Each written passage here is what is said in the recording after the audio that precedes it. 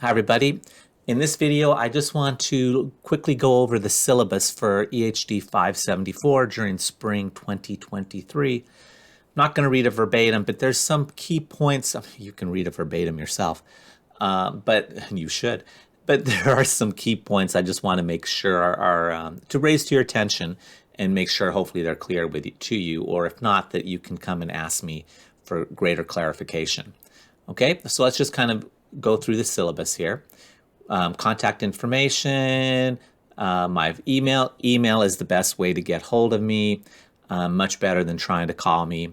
Send me an email. If you don't hear back from me within a couple days, email me again. That doesn't bother me. I get well over 100 emails a day, and if things start falling up below that 50 limit in Gmail, it may be a while before it raises back up to visibility for me. So if you don't hear back from me in a couple days, email me again. It doesn't bother me at all. Okay, the course description, stats 2, multiple regressions, I'll describe there, our course goals, learning objectives, textbook, Keith, third edition. Make sure you get the third edition. It is a great book. You may look at it and think, holy crap or something. You know, it may seem a little intimidating if you haven't had math for a while. But trust me, it is a great book. Overwhelmingly, students have been positive, more positive about this book than other books I've used in the past. The videos cover all the key stuff, so don't worry if you look at it and it seems a little scary at first. Watch the videos, and the videos kind of explain everything that the key things we're talking about. So kind of putting it together, it's a great combination.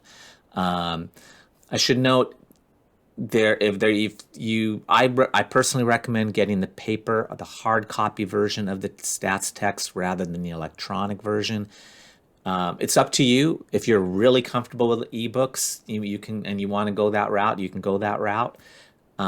Just over the years that I've done this, my experience has been that there's never students who regret getting the hard copy, but there are students who regret getting the e-copy, and I've had some that they started with the e-copy and they didn't like it in the end, and they ended up either regretting it or then go buying the hard copy as well.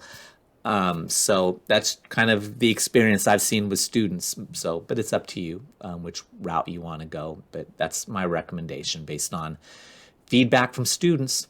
There may be additional readings I'll give you as PDFs files if we do that. Brightspace, we're an async online course. It's heavily in Brightspace. You'll see that in my other video where we look at the course in Brightspace. You got to be comfortable using Brightspace for an online course. Assignments. There are 2 types of assignments that we have in this class. There are 6 kind of classic homework assignments and 3 what I refer to as result write-up assignments. Each is worth 100 points, so that's 900 total points for the course. The 6 homework assignments are kind of like your classic homework assignments. There may be questions about your conceptual understanding of material and things like that. There's other questions that will involve interpreting output from statistical analyses. There will be some hand calculations that you're going to have to do, as well as looking and interpreting computer output. So that's all kind of things you'll see on these classic homework assignments. Maybe multiple choice questions and things like that on that. And then there are these, so that's 6 of those. And then there are these what I refer to as the result write-up assignments, and there's 3 of these, and they're kind of separate from them. They don't kind of work together, but these result write-up are kind of a parallel series of 3 assignments that we do. And what those involve is they take you from looking at some output for a multiple regression analysis, which we'll see is there might be a whole ton of numbers floating around, and what do all those different numbers mean? So we start with, well, what do those numbers mean? And we'll take it from that to, with the third assignment, you're actually taking those numbers, interpreting them, and writing it up the whole thing, the whole narrative, as if you're doing your thesis or dissertation and ran that analysis. So it kind of takes you all the way to being, hopefully getting ready to do a multiple regression on a thesis, dissertation, paper, or something. So it's good training in that sense, very practical for you. Guidelines for completing assignments. Kind of a big one is is rounding. Kind of read through this so it's kind of clear to you what I mean. But the key is always go to at least 3 decimal places. Or if the number's less than 1, so it starts with a 0 point something, keep going past the zeros until you get to 3 more numbers, 3 non-zero numbers. So again, I kind of spell it out here. You don't want to end up rounding too much. You don't want to have 0.0003 something and round that to 0 and say, oh, yeah, and then just plug in 0 for an answer and think, oh, look how clever I am, because all these calculations now just disappear. No, you'll just lose a bunch of points, so don't do that. Always go 3 decimal places, or if it's less than 1, right, so it's 0 point something, go past the zeros until you start to hit not 3 non-zero, go till you get to your first non-zero number and then 3 more there. And again, it's spelled out here. One suggestion is just do it in Excel. If there's sometimes there'll be multiple steps where you're doing this times this and then that product times this and then that product times that.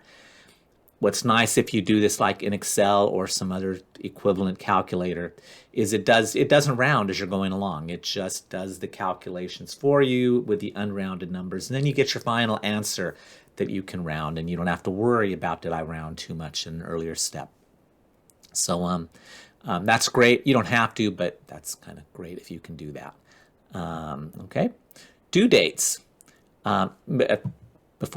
See me if you've got questions on the rounding. Please see me if you've got questions on the rounding, either at the beginning of class or if you're working on assignments and you're not sure.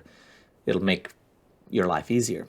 Due dates. All assignments are due at 11:59 p.m. on the whatever their due date is. We start off this semester, everything is due on a Friday. I like kind of just keeping things organized. Very, very end of the day on the Friday of each week is when assignments are due. That may change later on, but it's 11:59 p.m. Everything's time-stamped because you're submitting it into Brightspace. So if it's 2 minutes late, it's going to be late because Brightspace is going to flag it as this one's late. So make sure you give yourself time. Don't wait until the last minute to try to deal with an assignment. Because there's a 10-point deduction for every partial day or full day. So if it's 12:05, that's a partial day. You're going to lose 10 points. Ouch. So give yourself plenty of time. Don't wait till the last minute. You'll see when we look at the schedule, there's a lot of time. I've built in lag between when we finish covering material for an assignment. You've got like 3 weeks before that assignment is due. You've got plenty of time to do the assignment before that due date. So don't wait till the last minute. As soon as we cover the material, do the assignment while it's still fresh in your head. You've just learned it. Do it right away. I built in all that extra time so that lead time to cover every possible issue that may come up. Your computer breaks for a few days and you're stuck. Well, you've got 3 weeks. You got time to work on it.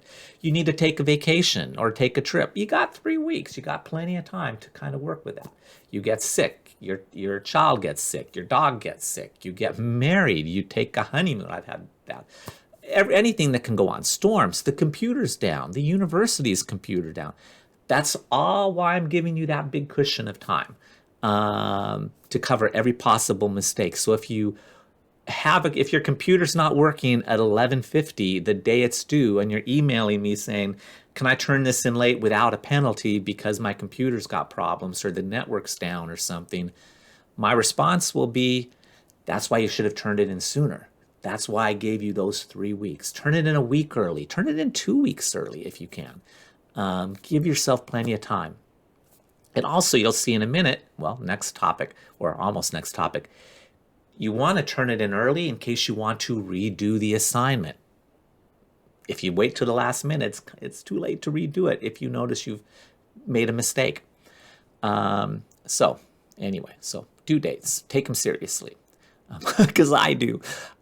Contesting a grade, if there's a problem with a question or a problem with how something is graded, you have 1 week to put it in writing, send it to me, and I'll take a look at it. Now, keep in mind, it's got to be a problem with the question or a problem with the grading. Maybe I graded something wrong. Maybe you've noticed something wonky with a question. That's okay.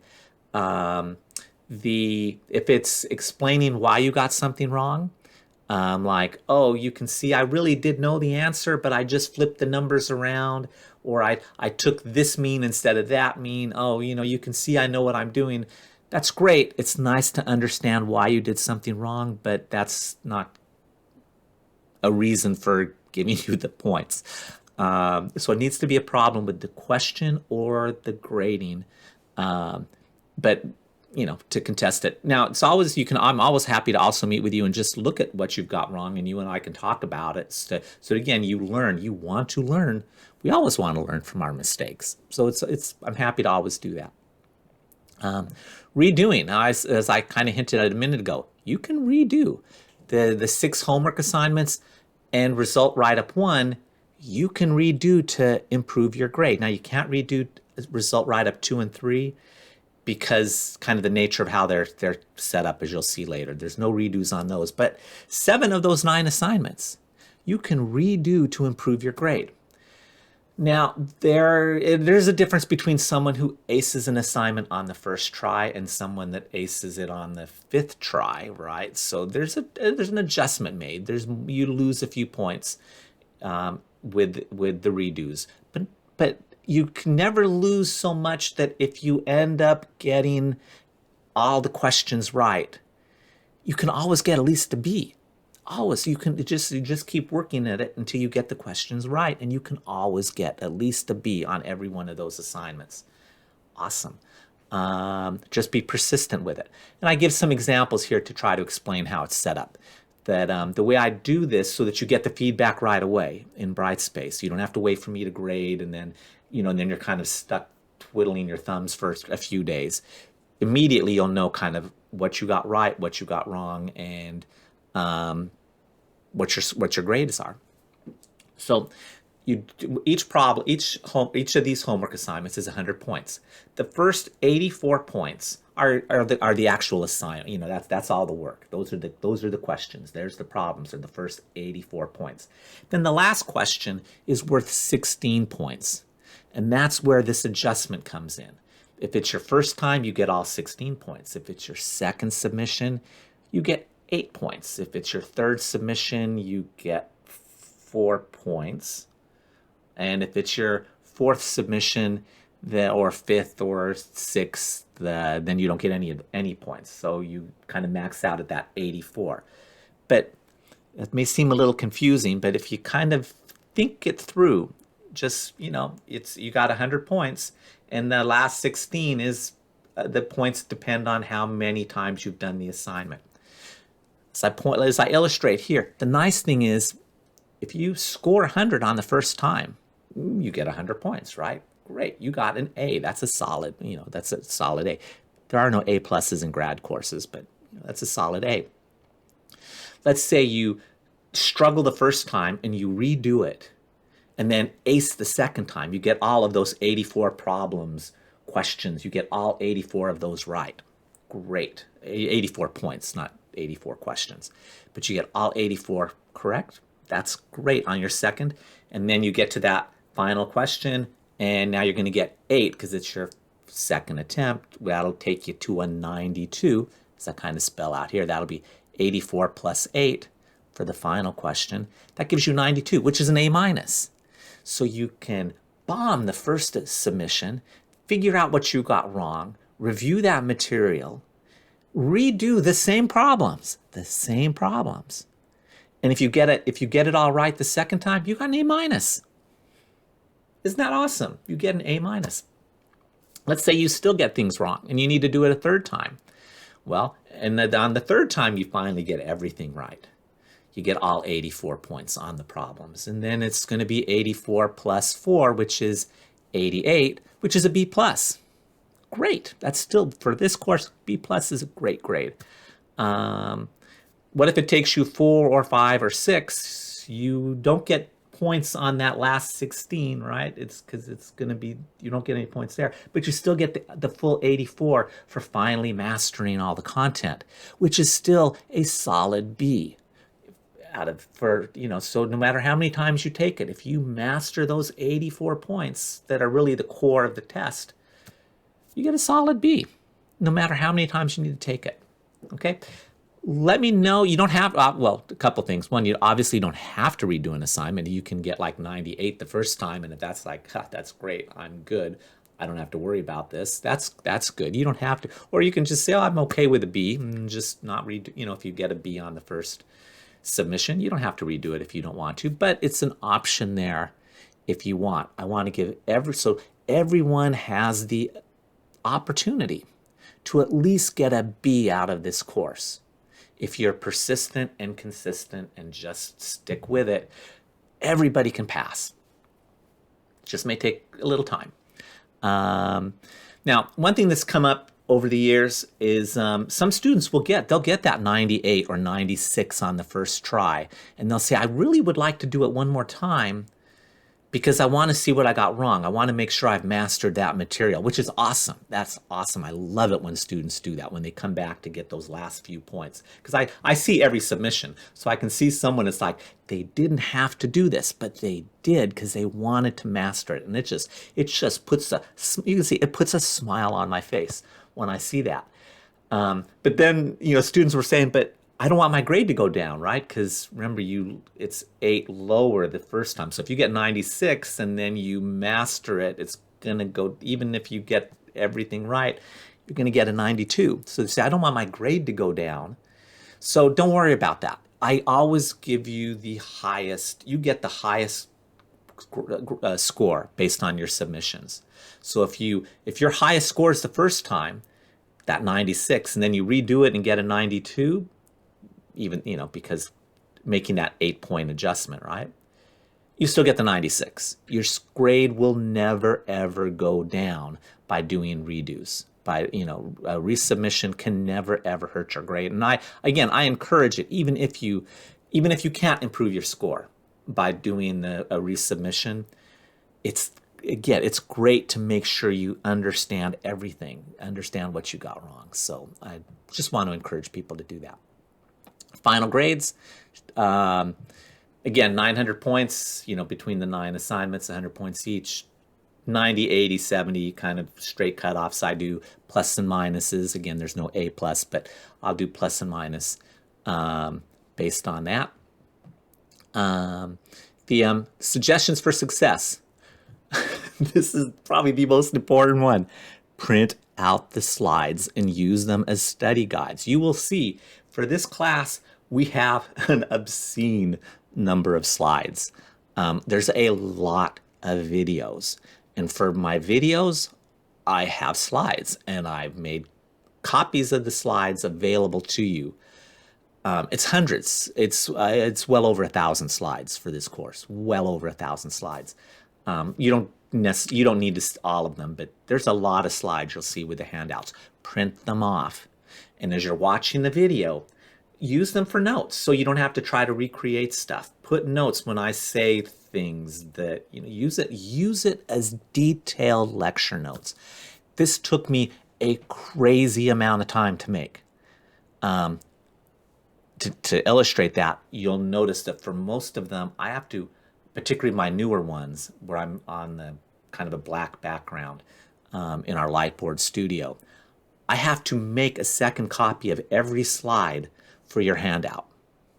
And that often involves changing fonts, changing coloring, changing the background, changing whole figures because the color scheme doesn't work. I have to redo entire figures just to give you these notes, these slides. But I do it because they're that important. It takes me a lot of work to make these for you. And I wouldn't do this if I didn't know it makes a huge difference. And it kills me sometimes. It kills me that I will talk to students and they'll be towards the end of the semester and they've struggled and they can't understand things, and they're trying to find stuff in the videos, and it's like, I'll tell them, well, it's right there in the slides, just pull up your slides. And they say, well, I actually haven't printed them off, I'm just looking at them as the PDF, and it's on my iPad or something, and it's like, oh, no, print them off, use them for detailed lecture notes. Take advantage of it. Seriously. I do get, and students love them in the end. I get very good feedback that students find them very valuable. All the assignments are open book. Oh, I should have said that earlier. All the homework is open book. So you can have the slides right there as you're doing the assignments. And the slides will often walk through a problem. So you can see how we did it in the videos, and now you're doing it on your assignment. Take advantage of it. It's crazy when people don't. Stay caught up. This is going to take more time than most other 3-credit courses. I know, but it will. So make sure you're staying caught up. Don't get behind, because the further you get behind, you can quickly end up in a position that you'll never catch up, and that's painful. And it happens that students get to the point that it's just like, oh, I'm never going to catch up now. Don't find yourself in that position. I think it's better to study a little bit every day than try to cram everything in like one afternoon on the weekend or every other weekend or something. Try to set aside a little time every day. You'll notice the videos are nice, bite-sized, lots of videos, most of them 10-ish minutes, where I've broken things up. Just watch a little bit every day and kind of move along will help. Study in pairs and groups. I encourage you to work collaboratively. I encourage you to study. This is a great course for studying with someone else or forming a little study group. It's a way of bouncing your understanding off each other to make sure you understand and they understand. And if someone's got a question, then if you can explain it to them, that helps you with your own understanding and helps them. Everybody's a winner when you do that. So seriously, I like study groups. Just don't give each other the answers. That's called cheating. Yes, and it happens, and it's unfortunately sometimes kind of obvious when it's happened. I won't tell you how it's obvious, but sometimes it's obvious. So don't give each other answers. Just use it as a teachable moment in terms of how to do the problem, rather than, oh, it's 3.821. No, kind of work on it. As I said, submit the material early. As soon as we finish covering the material, start that assignment. Try to get it in so that you don't have to worry about running out of time at 11:59 p.m. The day it's due. But also, if you want to do redos, you want to give yourself time that you can submit it, find out what you've missed, and then watch the videos. And if it still doesn't make sense, email me. We can come to office hours. I can Zoom one-on-one, and we can talk about, this seems a little confusing. I don't quite understand. I'm happy to. I love this stuff. I love this stuff. So give yourself time to redo it, to get help if you need help for something. If you wait till the last day, it's too late to take advantage of that. So submit early. Ask questions. Again, I'm happy to answer questions. We have a forum. You can post questions. If you've got a question, other students probably do. Also, just email me, come to office hours. Always happy to talk about this stuff. One question students will often ask is, should I read the text before or after the watching, in our case, the videos? And I originally intended students to read the text before the videos, but over the years, I've increasingly had students tell me they prefer, at least some students will say they prefer watching the video, then the text suddenly makes much more sense. They find it easier to read the book after watching the videos. You can do it either way. That's fine with me. Again, the videos cover pretty much everything we're doing is in the videos. The text is a great reinforcer and clarifier on some things, I think, if you've got questions. So, that's up to you, kind of which way your brain works. Go back and forth is always a great thing. I've had some students that will watch the videos, read the book, then watch the video again to make sure they get stuff. Other policies, as you were saying, don't copy someone else's answers. That's cheating. Don't share your work, all these assigned. Don't share things with future students. It's all there. I've got like copies going back here, so things don't do that. It creates problems for all of us. Incompletes. I can't give an incomplete just to avoid a bad grade. That's university policy, so we kind of spell it out here. Also, it's becoming more difficult to make up incompletes. In this course, it's probably a little less of an issue because it's asynchronous online. You're kind of all working independently. That's okay. But I won't kind of repeat what's here, but incompletes are becoming more difficult for students to make up incompletes. If you have something come at the same time, things come up. I've dealt with the last few years, been dealing with major medical issues in my family. It may come up this semester. My mother lives with us and is going through cancer treatment. So I'm sympathetic. Things come up in life that get in the way of you finishing the course. Don't wait till the end of the semester because then it's too late. We need to, kind of the way incompletes are officially supposed to work. You say I've got an issue, and that kind of is a line in the sand. That's where we kind of can stop the clock if we need to, and start to figure out, okay, what to do, and kind of whether you kind of keep working for a while and see what happens, or we just kind of decide to do an incomplete then. However, once we talk, it gives me flexibility in terms of how do we approach the rest of the semester. But if you wait till the end of the semester and then share the issues that you've been dealing with that have interfered with your work, my hands are tied.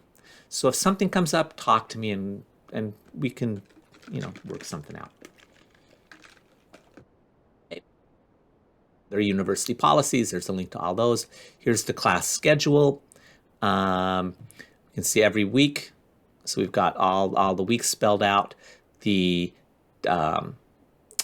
topics, kind of the content for that week. The start date of the week, the Monday. Kind of that's how these are all numbered. The assignments are all due on the Friday.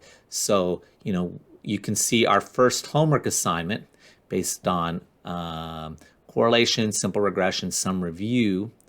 That is not due until the week of February 13th. So that's like, you can see what I mean. We've finished this material at the end of week 2. And so we've finished homework 1 material here in week 2. And notice you've got 1, 2, 3 weeks, like I said, before that assignment's due. And then core multiple regression concepts, homework 2, we finished that this week in week 4, and it's not due until week 7. So you can see, like I said, I've built plenty of time. Don't wait until week, what is that? Week 5 to start homework 1. start homework 1, end of week 2, end of week 3. Or not end of, end of week 2, start of week 3. Start it as soon as you finish that material. Start the homework assignments. They've all got built in plenty of time for you.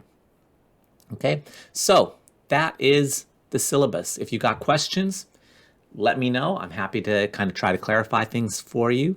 And I'm, I love this class. I love the topic. So looking forward to working with you throughout the semester. Okay, take care. Bye-bye.